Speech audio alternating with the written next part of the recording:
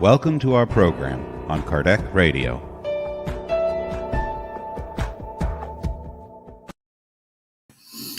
Hello, everybody. Good to have you all here. It's 7:15 here in Ireland. A little bit late, 3 minutes late, but we're almost on time. Hope you're okay. I hope our friends in America are getting back on track after the long weekend. Yeah. So, and today we do have like myself, Esteban, Vanderlei, and our special guest, Emanuel Dutra. Emanuel, he's a spiritist worker, and he works for FEAL, a Brazilian entity who looks after Allan Kardec, which is the Spiritism codifier. And he works with the team who does the researches, and also he translated Kardec's books into English and Chinese. So those who speak Mandarin here, I don't know if I say the correct thing, Buzz, be aware that's the right guy to talk about Spiritism. Okay, so, but let's see who we have here. Yeah, Abu, hello, my friend. Patricia, hello. Don, hello, Chicago. How are you? So, Manuel, we are reaching many places at the same time. Ireland, Europe, UK, America. And so, before we start, I would like to say thank you very much for your availability. And in order to start today, Vanderlei, can you do the initial prayer for us? Sure. So, for those who feel comfortable, I would like to ask you to close your eyes. Let's be thankful for the moment we are having here right now with Stephen, Emanuel, and all the people watching us all around the world. Let's be thankful to be able to speak about Spiritism in English, to reach more hearts, and to spread these teachings of Allan Kardec and our Master Jesus. May the good Spirit support and guide us here tonight. So be it. Thank God. Amen. Okay, so today's topic is the Spiritist look at Maslow's hierarchy of needs. So, Emanuel will give his talk, and after this, we open for questions and answers. So, if you have any questions, please write it on the comment box, and as soon as we finish here, we try to answer all the questions who's coming. Okay, so my dear friends, thank you very much. All right. And, thank you. Hi everyone, and it's really an honor, to be able to talk with everyone in this intercontinental dialogue. I think it's an excellent opportunity for all of us to learn together. I hope some of you, I'm sure, are already familiar with the concept of the hierarchy of needs, which Maslow developed. Some of you may not be too familiar with it. We're gonna go through it very briefly to explain what his concept, with this framework was. And we're gonna kind of, have a cross-section view of Maslow's ideas and applying the Spiritist lens through those concepts and how they may be pertinent to our lives. So, if you allow me, I'm gonna start sharing my screen just so you guys can follow some slides here that will help us. Stefan, just one point I forgot to ask you beforehand. Can I share videos as well? Does it work if I share like short snippets from YouTube? should work, Yeah. right? Because I'm sharing my screen. Okay. Well, if you roll this in your screen, you can show it. Okay. All right. Let's do that. Okay. So share screen.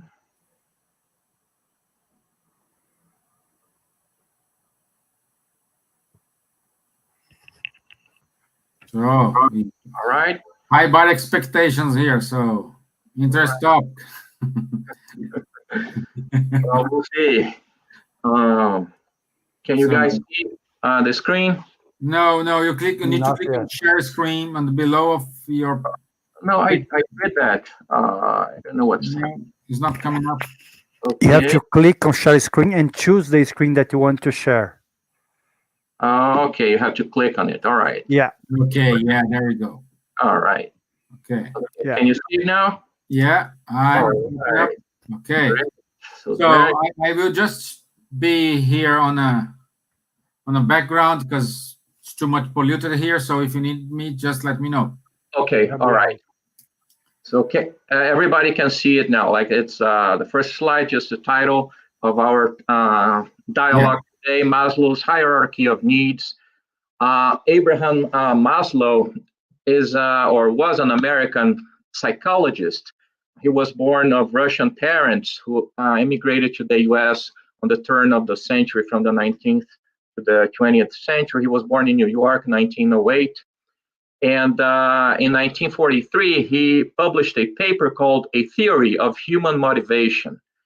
And in that paper, he came up with this famous concept of the hierarchy of needs, right? It's basically, it's normally structured in this format of a pyramid, basically. And according to Maslow's original idea, for someone to be able to basically long and desire a higher level of need, he needs to have fulfilled the previous more basic level first. So for instance, obviously the physiological level that we have there. So he created this 5 levels here: the physiological, the safety, love and belonging, category of needs, esteem, and self-actualization. Some examples of those different levels would be, in the case of physiological needs, would be breathing, food, water, lodging, all physical necessities, etc. So in the next level, in the category of safety, it would be security of body, employment, resources, family, health, and the defense of your belongings, your possessions, etc. The next level would be more socially related, would be love and belonging, the sense of belonging, family, friendship, sexual intimacy. So the next level would be a sense of self-esteem, which would include confidence, a sense of achievement, respect of others, to be respected by others as well. And finally, the last and more, let's say, advanced category would be self-actualization, which would include a sense of ethics, morality, creativity, and all sorts of transcendental qualities, right?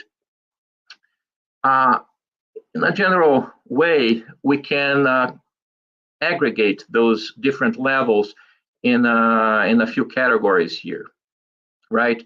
The first 2 levels, some people will normally group them as basic needs. The second group, the 3rd and 4th level, are normally aggregated in psychological needs, and the final one is called self-fulfillment needs, right? Others like to basically split those 5 different levels in basically only 2 groups: deficiency needs and growth needs. And we'll see why they like to group them in only 2 categories in a while further down in our presentation. But basically, need for us to provide for the most primary levels first is kind of obvious, right? If you're not able to guarantee your survival from one day to another, there is very little time in your brain to be worried about God and self-actualization of being good to others, etc. Right?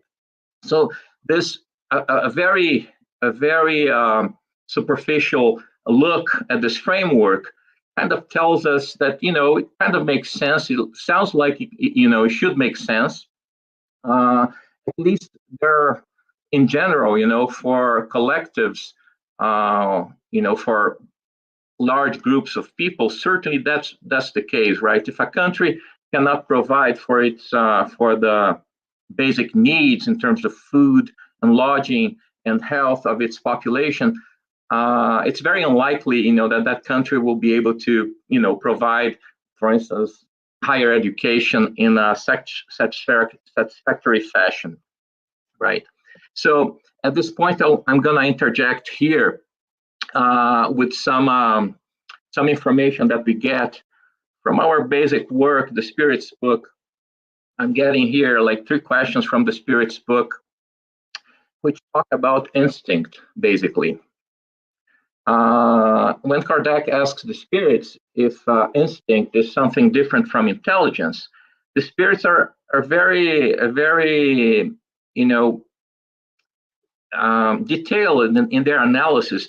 In that, they see a continuum in the development of instincts in terms of how it goes from the most basic instincts, which are hardwired in animals, all the way up to the more sophisticated reasoning methods of human intelligence. But there is really a continuum, and we're going to see that a little bit more. Can we draw a line between instinct and intelligence? And the spirits say no, for frequently they overlap. And the very point I want to make with this, quote from the Spirit's book is this final question here. Is it correct to say that instinctive faculties decrease as the intellectual faculties develop? And their answer is, amazing. No, instinct is always present, but man neglects it. Instinct can also lead us in the right direction. And now the final sentence, or the crucial sentence in this answer here. Instinct guides us almost always, and sometimes more safely than our reason. It does not go astray, right? And another point in the Spirit's book where, the spirits talk about instinct is further down on question 702. Is the survival instinct a law of nature? Now, just a parenthesis here. In the original French, the wording there is the instinct of preservation. The most suitable translation in English is not, preservation instinct, but survival instinct. The concept, is obvious there. But then again, is the survival instinct a law of nature? Without a doubt, all living creatures have it, regardless of their degree of intelligence. For some, it is purely instinctual. For others, it is intellectually internalized. What a powerful answer this is, I think. Why has God endowed all living beings with the survival instinct? Because all creatures must contribute to the designs of providence. That is the reason why God has endowed them with the will to live. Besides, life is necessary for the perfecting of all beings. Life, materially speaking, right? Life as incarnate beings. They sense this instinctively without realizing it, right? So now bringing this concept of instincts and survival instincts specifically to our pyramid, to the pyramid, that Maslow proposed. I am here suggesting, to basically associate the survival instinct with the more basic needs in Maslow pyramids, right? you see the physiological needs, the need to provide for your survival, for your food, your lodging, your defense needs, they are normally developed in the lower animal ranks already, as something important, like the spirits were saying in the answer before, right? All living creatures have it, regardless of their degree of intelligence. So we are seeing here that right from the beginning of evolution, the survival instinct is being developed, is being elaborated in all rankings of life, right? Just so, like the spirits were saying, everybody evolves and everybody contributes to the development of all the other living beings there are around them. If we move on, the same sort of development that we see with the survival instinct is also developed in the construction of the ego, right? We normally like to associate ego, the word ego, as something negative, like with the word selfishness, with the word egotism.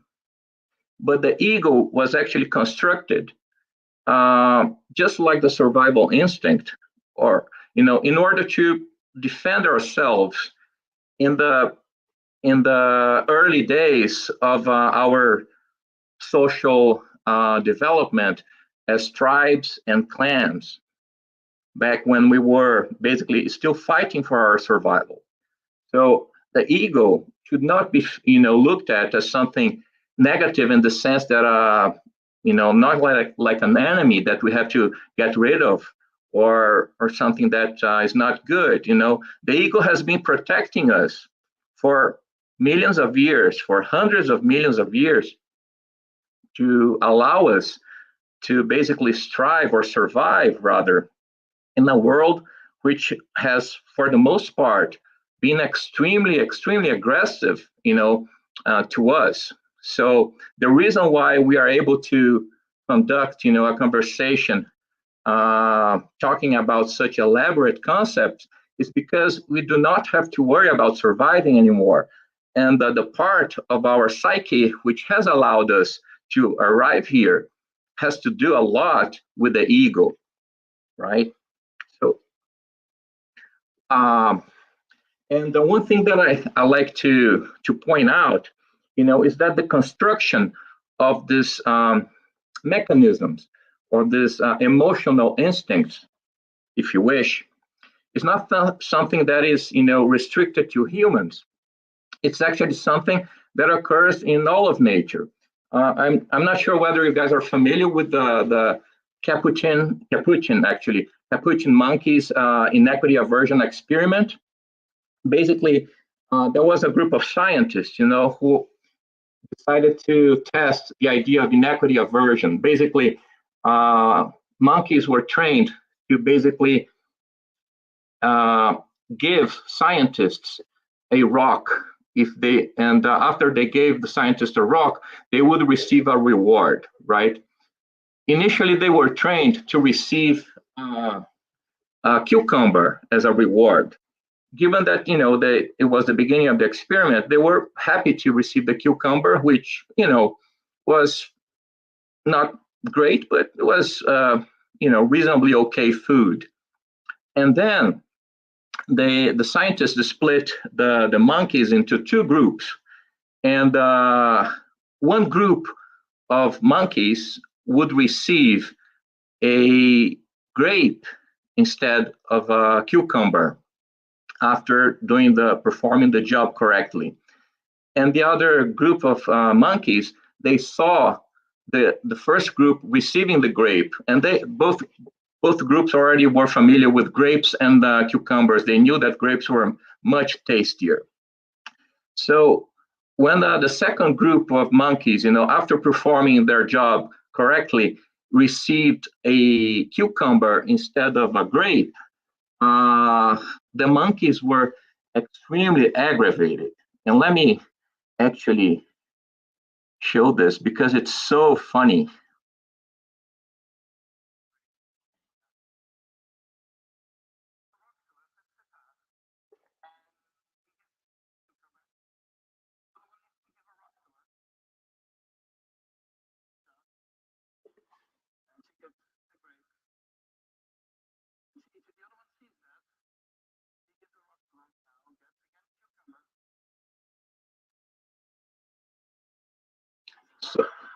So he throws the cucumber at the scientist because he was mad.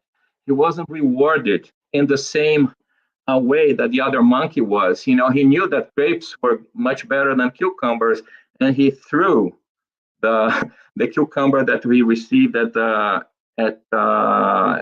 scientist because it was really not fair.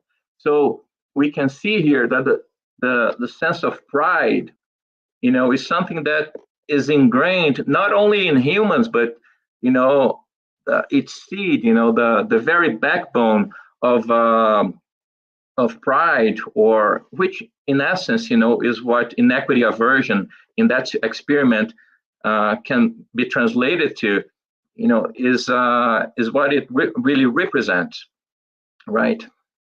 So basically, all this, ideas that we're discussing here is to show that all these mechanisms that make us very competitive, that make us to want to strive in a world which is extremely aggressive sometimes, which is normally very competitive, is something that is hardwired in our nervous systems now. And sometimes basic mechanisms which go back hundreds of millions of years. And there is this this famous psychologist, Jordan Peterson, who is famous for his book, 12 Rules of Life. He talks about lobsters. And just so we know how ancient these mechanisms are, I'm going to give us, a small snippet of a lecture that he gave 2 years ago, talking about, exactly the development of those survival mechanisms.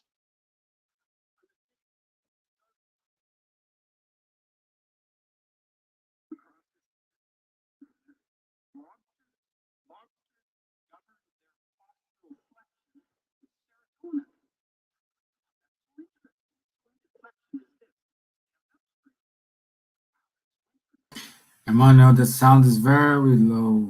Oh, you cannot hear it. So okay. No. Let me stop this and just explain. Basically, he's saying that like the basic idea here is the following.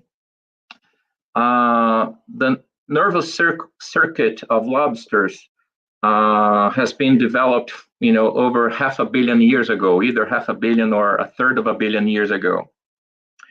And the way that lobsters behave is very similar to humans, because when you talk about evolutionary time, all living beings were still developing at the same level at that point, so that we have inherited the very circuitry that exists in lobsters, and the way that it occurs, the way it plays in a lobster society is the following, right? So lobsters like to compete, and so they are always fighting one against each other, to just so they can decide who is the alpha lobster. And after a fight, if a lobster is defeated, a flush of serotonin, which is a hormone produced both in lobsters and human beings, will basically tell the lobster that he's a loser, and he recoils and he slouches and he basically behaves as a loser, right? And he was telling, in this particular lecture, how if you inject, in the case of the lobster, if you give them a substance which neutralizes that previous hormone, the lobster will be competitive again, will be willing to fight. This is to say that this circuitry really is hardwired in our nervous system. And that's why we go to psychiatrists, and the psychiatrist basically can judge if there is a hormonal or chemical imbalance in our body, and be able to prescribe us with a drug that will magically, change our mood. And the reason is, is basically that those circuits, they exist, they have existed forever, for literally hundreds of millions of years, right? But moving on. So the basic idea here is to understand that much of this natural predisposition that all human beings have, to compete and to fight, they are associated with mechanisms which have developed over time, essentially to protect us and to help us navigate through a very challenging world. Like, back to the question that we saw in the beginning here. Instinct is always present. Instinct can also lead us in the right direction. It guides us almost always. Basically, it's a way to save time, to prevent us from having to worry about basic things, which can be taken care of by our more basic nervous structures, like the limbic system, the flight or fight, and other circuits, which were developed throughout the millennia that characterize evolution. But going back to our pyramid of needs, like I said, some people like to describe basically those 5 different levels and group them into 2 areas here. And they are essentially: motivation decreases as needs are met. This is what characterizes the 4 most basic levels here. And the self-actualization, or the highest level, is different in that motivation increases as needs are met. And how is that important? That's important because once we, have fulfilled a basic physiological need, you don't worry about it anymore. You derive no more satisfaction from that, and you have to look for something else to create a motivation. So normally, if we do not worry about the self-actualization goals that we may have, the way that we normally operate is that, we take care of one need, and that need is satisfied. We look for another need. So let's say the need to, nourish myself. So I have already, have had plenty of meat, so I do not need any more meat. Perhaps I can have some dessert. So I'm not hungry anymore. So I'm gonna now worry about lodging. Okay, that's taken care of. I need something else, so I'll look for a partner. I have a family. Now I get, what can I do with my family? I look perhaps for mobility, and then, oh, that's nice. I need to actualize my social ambitions. I go to Facebook to share all the good things that are happening in my life. I have a life now which gives me plenty. Perhaps I'm getting a little bit obese. Let me go on a diet and get fit. Oh, nice. I have achieved a very nice result with my diet and my exercise program.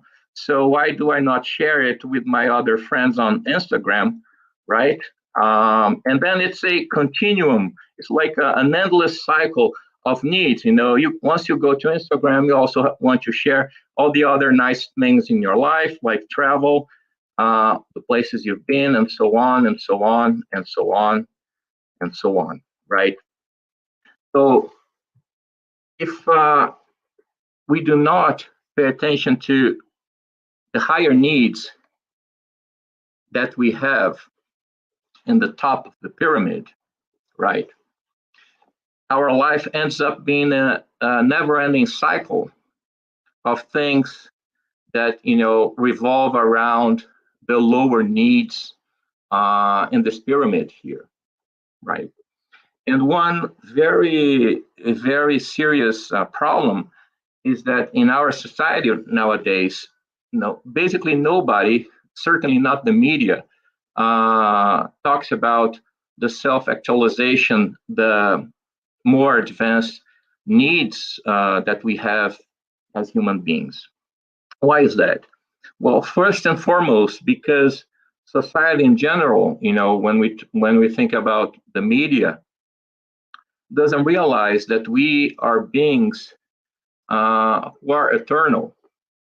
We are incarnate souls, and after going through all the endless joys or pleasures that the lower levels are able to provide us with, we will abandon this body, and we will face with the reality of the actual development, the actual advancement that we were able to achieve during our lifetime, right? The reality is that nowadays, very few people are not able to meet the basic needs of the lower levels of the pyramid, right? Let me have this slide here. Nowadays, most people are able to meet their basic needs. In this graph here, we see the percentage of the world population living in poverty. At the time of Kardec, we have that probably between 93 to 95% of the population lived in poverty. Nowadays, it's the reverse. 90%, only 10% of the world population is not able to meet their basic needs. Let's see if this snippet here works. Let's see. Let's move over to another way here in which we could display the distribution in the world of the income. This is the world distribution of income of people. $1, $10, or $100 per day. There's no gap between rich and poor any longer. This is a net. There's a little hump here. But there are people all the way. And if we look where the income ends up, the income, this is 100% of world's annual income. And the richest 20%, they take out of that about 74%. And the poorest 20%, they take about 2%. And this shows that the concept of developing countries is extremely doubtful. We sort of think about aid, like these people here, giving aid to these people here. But in the middle, we have most of the world population. And they have now 24% of the income. We heard it in other forms. And who are these? Where are the different countries? I can show you Africa. This is Africa. 10% of the world population, most in poverty. This is OECD, the rich country, the country club of the UN. And they're over here on this side, and quite an overlap between Africa and OECD. And this is Latin America. It has everything on this earth, from the poorest to the richest in Latin America. And on top of that, we can put East Europe, we can put East Asia, and we put South Asia. And how did it look like if we go back in time to about 1970? Then there was more of a hump. And we have most who lived in absolute poverty were Asians. The problem in the world was the poverty in Asia. And if I now let the world move forward, you will see that while population increase, there are hundreds of millions in Asia getting out of poverty and some others get into poverty. And this is the pattern we have today. And the best projection from the World Bank is that this will happen. And we will not have a divided world. We will have most people in the middle. Of course, it's a logarithmic scale here. But our concept of economy is growth with percent. So, obviously, that presentation is from a few years ago. But anyways, the projection has really materialized. And most of the world nowadays live in middle income countries, and they have no problem satisfying their basic needs, right? Now, we have realized that, we no longer have, problems, or at least luckily, for 90% of the world population, it isn't much of a problem for us to meet our basic needs, right? And now I want to quote question 704 from the Spirit's book, which basically tells that, and has a very strong statement here.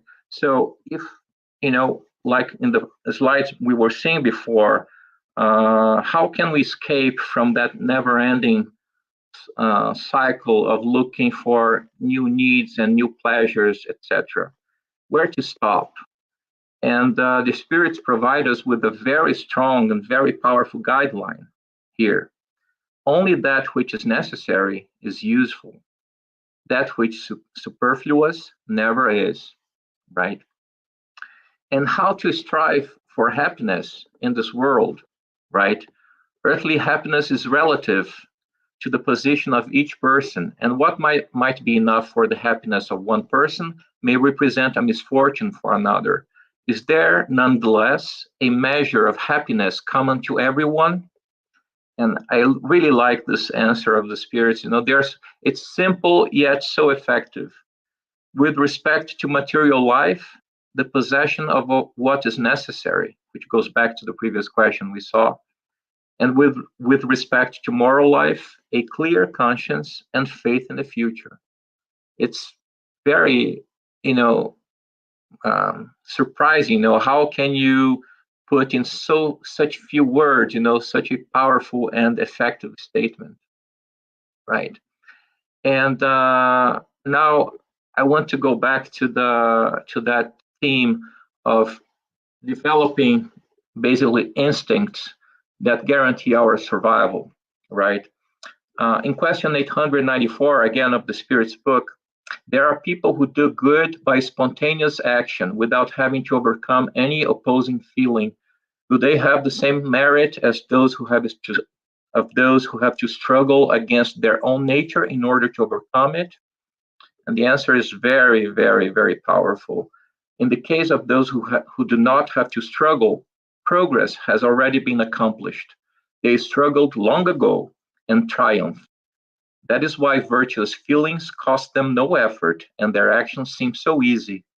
Doing good has become second nature for them. They should be honored as old warriors who have earned their ranks. Now, going back to our pyramid here, right? I want to make a parallel of, the development of those various needs to essentially, to the hierarchy of worlds, right? So essentially, in primitive worlds, if you remember Kardec in the Gospel, according to Spiritism, he will classify different worlds according to the development of the souls that live there, right? And essentially, those more basic mechanisms that we discussed before, they are associated with primitive worlds, right?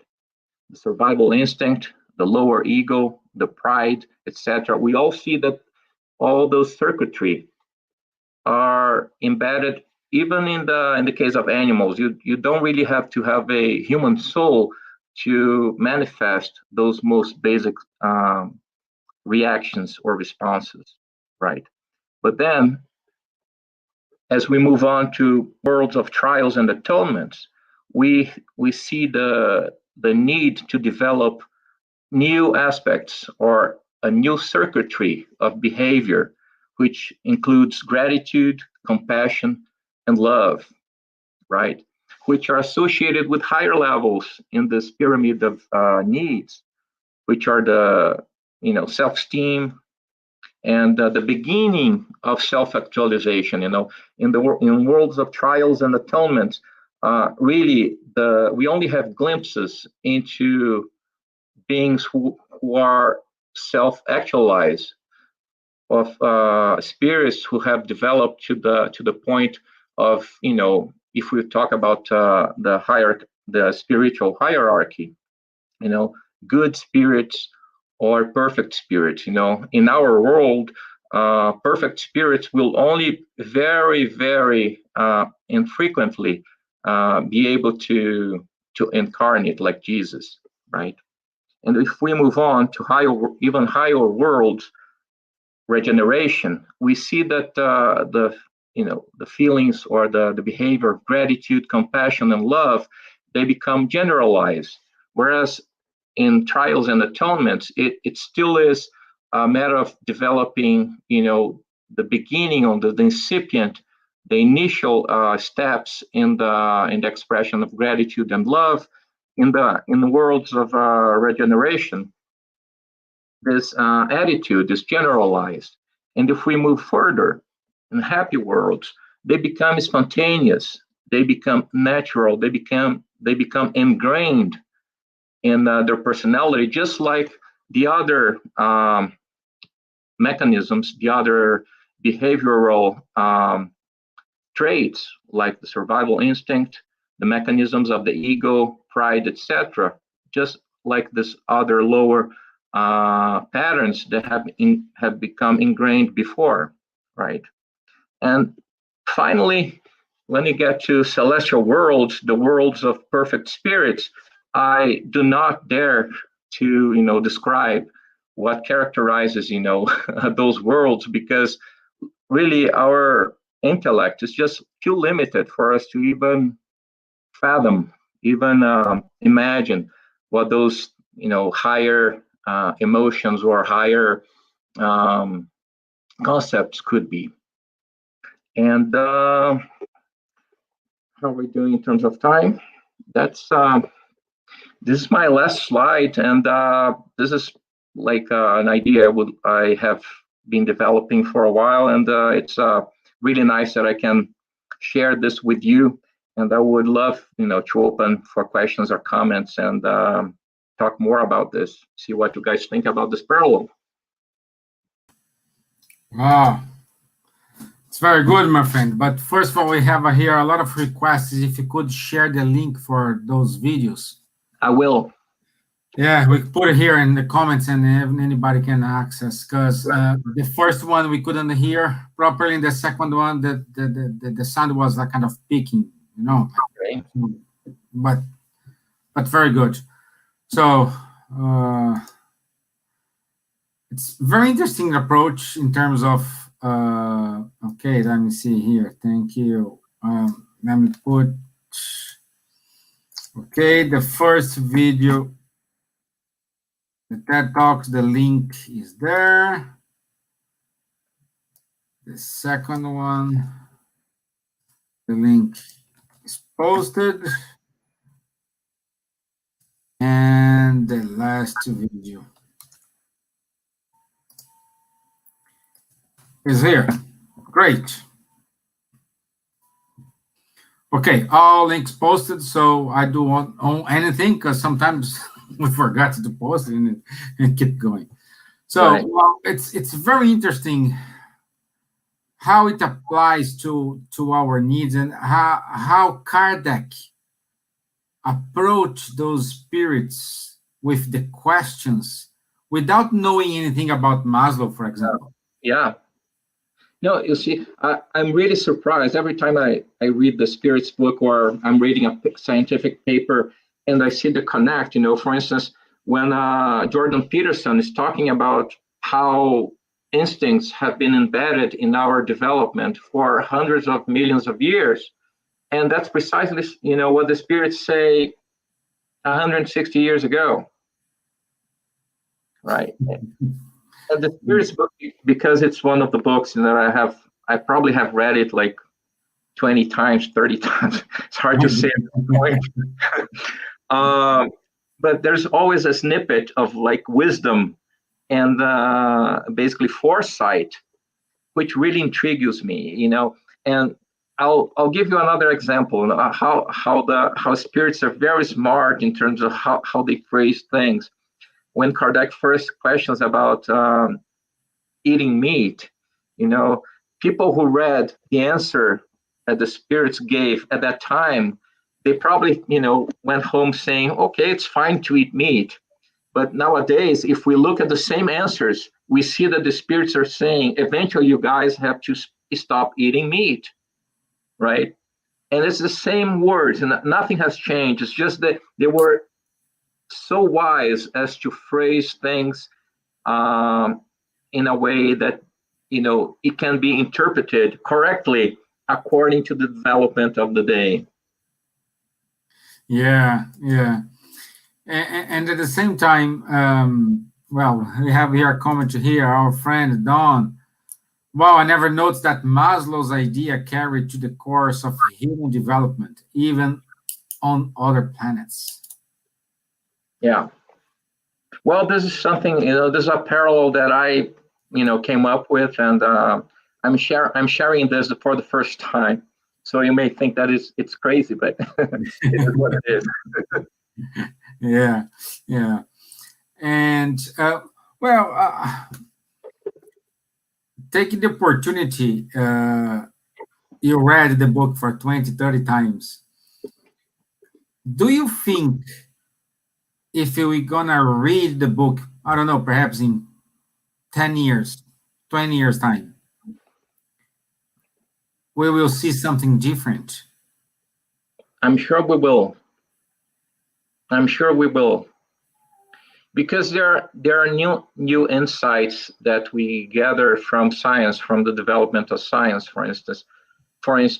I'll give you an example. In the first part of the Spirits book, Spirits talk about massless particles, right? Particles, constituents, particles of the physical universe which do not have mass. They mention that. Mm-hmm. And it was only in the 20th century that it was proved that there are certain particles which are, do not have mass, like the photon, for instance, the photon. And a number of other things, like there is no void. It's true, because now we know that, fields fill up space. And I don't want to enter into the, 0-point energy thing, but we know we do not call it ether anymore, but it's another way of calling it, it's a different concept. It's not the same concept of ether that people had at the time of Kardec, but it is an idea of something that pervades all space and all the universe, in any event. So, with the development of science, we go back to the Spirits book, and at least I am very surprised to see how much foresight there was in those answers. I'm always, surprised. Great.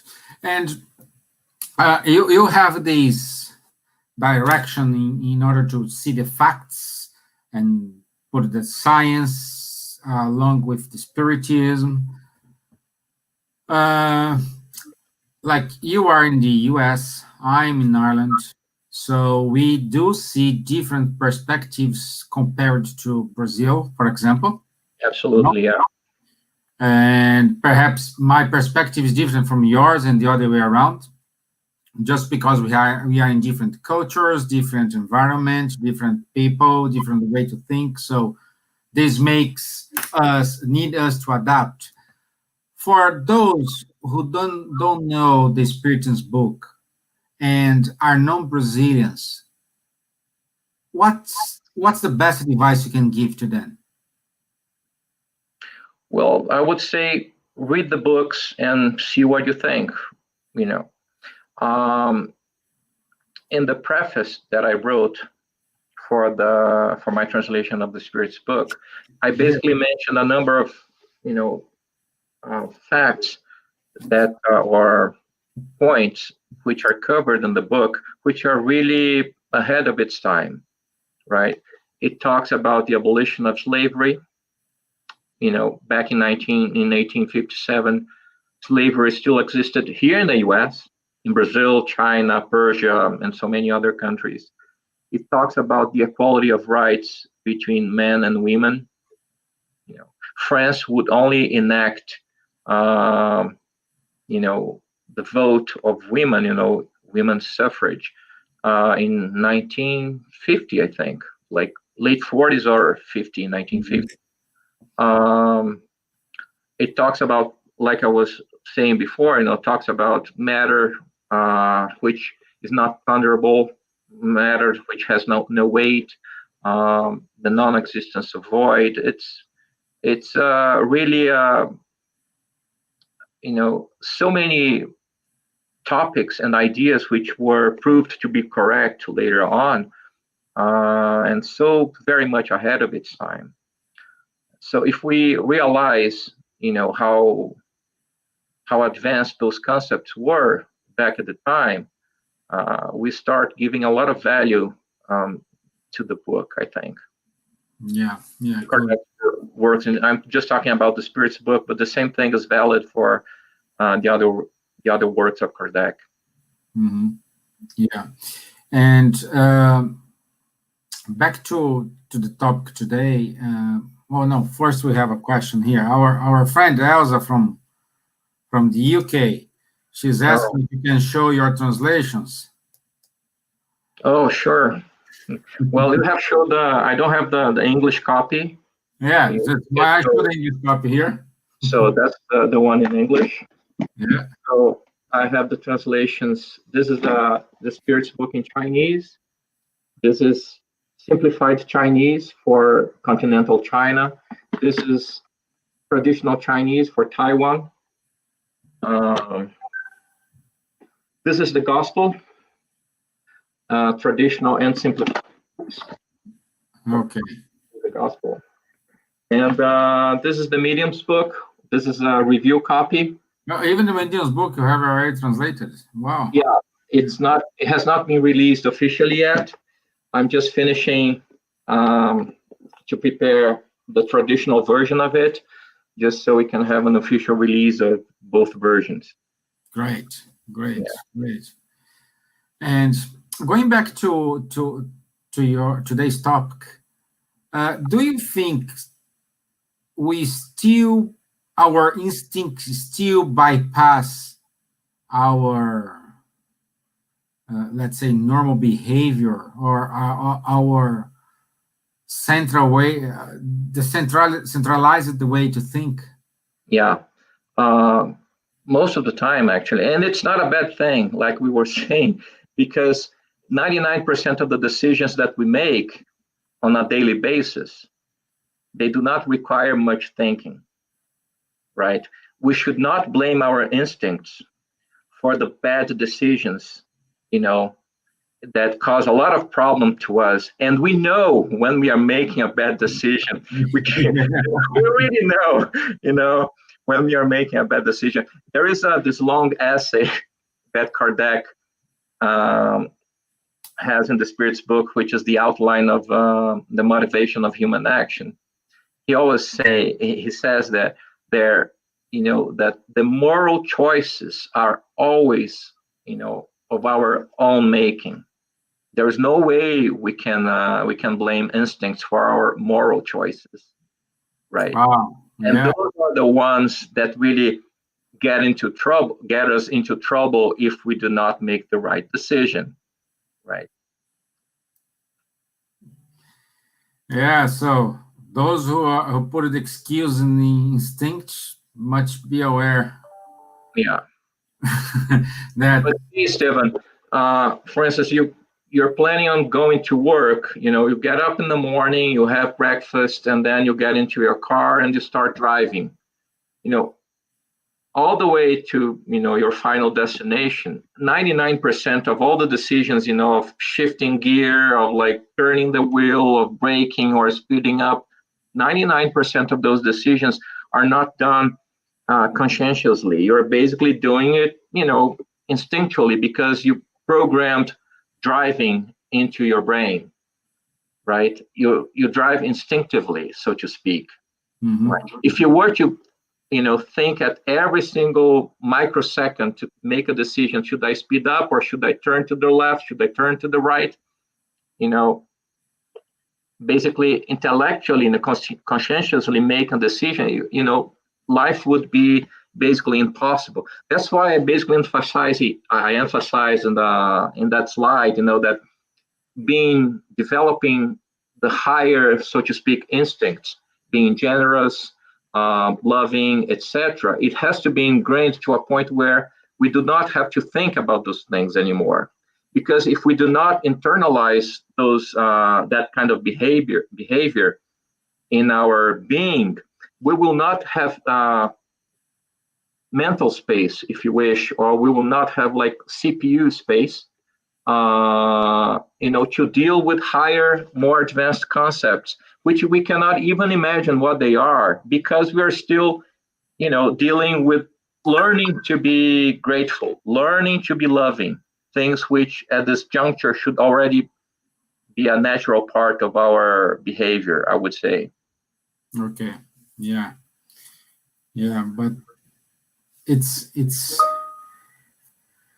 so important to know ourselves. Yeah. Okay? I think question 61, something that the Spirit's book say the best advice is know yourself. We need to know ourselves. We need to know our limits. We need to know how we are, is our reactions. So we need to watch out. In terms of specifics, in terms of which areas of our lives should we take care of or should we be concerned with, there are many parts all throughout Kardec's works where they basically say, pay attention to your natural tendencies, your natural leanings, right? Yeah. Those are the areas where we have to take care of, more than what kind of trials or what kind of problems we have in this life, because they may be an expiation or an atonement as much as a trial or just a new lesson that we have to learn. But the most critical issues are those which are associated with our natural tendencies. Yeah, I got you. Yeah, it is. Wow, it's amazing and so nice to have you here. Unfortunately, our time is up. We need to wrap up here. Okay. And we had here a lot of comments congratulating you for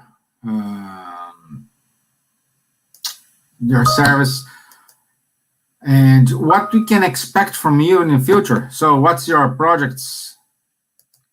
Right now, let me tell you. So right now we are about to publish our translation of Heaven and Hell in Portuguese. I don't know if you're familiar with the problem with some editions of both Heaven and Hell and Genesis. Yeah. They were changed after Kardec passed away, and without going into the merit of whether or not the changes that appear in later editions of those two books, whether or not they are according to Kardec's thinking, strictly from the legal point of view, once an author dies, you cannot make changes to the works. So strictly from a legal point of view, the only legal version of the Heaven and Hell is from the first edition from 1865, and Genesis only the first through the fourth editions of the book from 1868. So I prepared the translation of Heaven and Hell in Portuguese of the first edition, which is being published by FEAL. It should be out, later this month or in the beginning of next year. So that's one of my projects, I'll be tied up with translations for the foreseeable future. Yeah, I'm so glad to hear that. I'm so glad to hear that, because the difference between, like, I don't know how long time you are in the US, but in the last, I'm in Ireland for about 10 years. For the last 10 years, I could see a lot of improvements in English books. I would say well-written English books. Because we had the previous translations and we don't know if you reach the right people at the right time. And we need your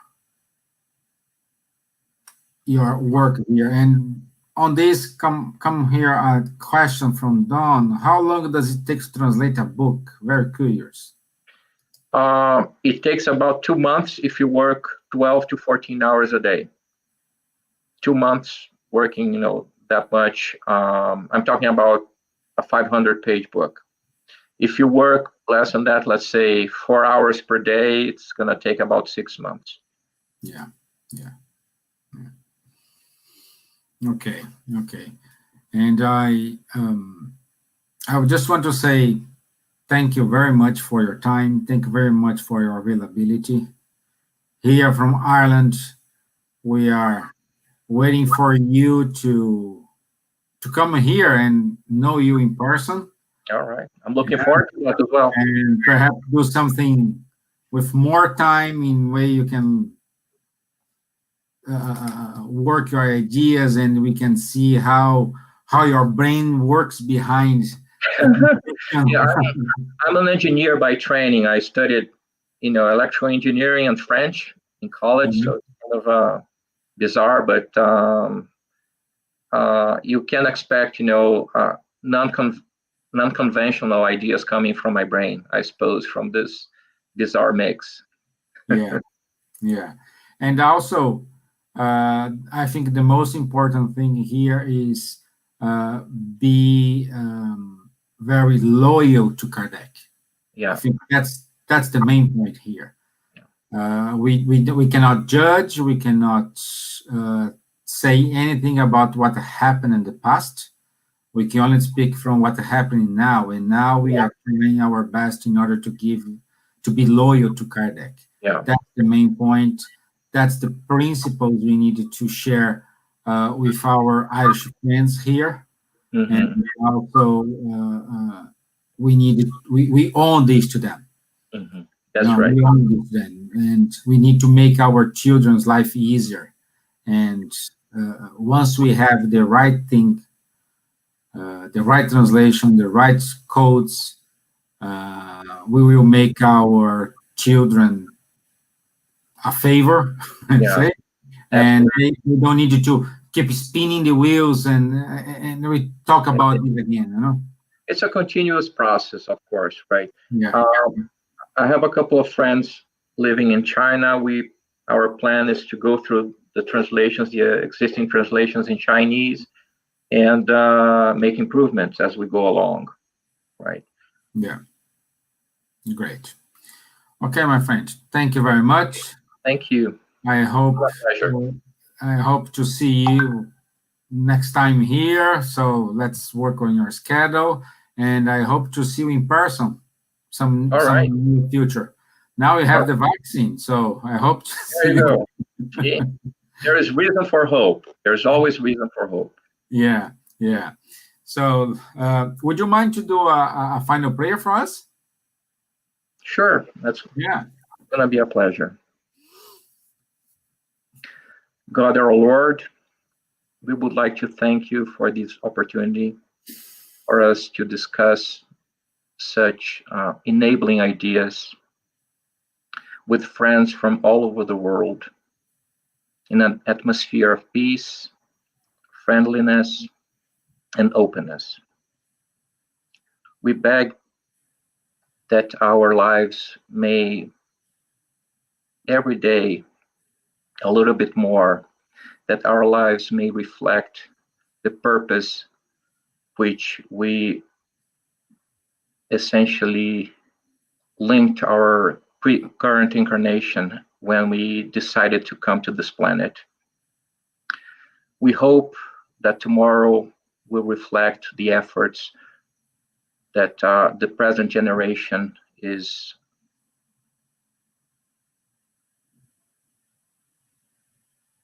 attaching to this work, and may your work spread out all over the world. Thank you, Lord, for all these peaceful moments. Amen. Okay. So thank you. And I was asking, you need to go to UK as well. So All right. it's just 30 minutes flight from here. So So I guess I'm gonna go to London and the UK first, and then go to Ireland. yeah. But like you are, I think we do have non-stop flights straight to US. I live in Tennessee. There are not many options here. Well, you may have. I have to go to Atlanta to catch a flight. So there is no-stop flights Atlanta from here. Yeah, there you go. Yeah. So, okay, my friend. Thank you very much. Thank you. Thank you, everybody. I hope you have a wonderful week. I'll see you all on Thursday. Thank you. All right. Thank you. Thank you. Bye-bye.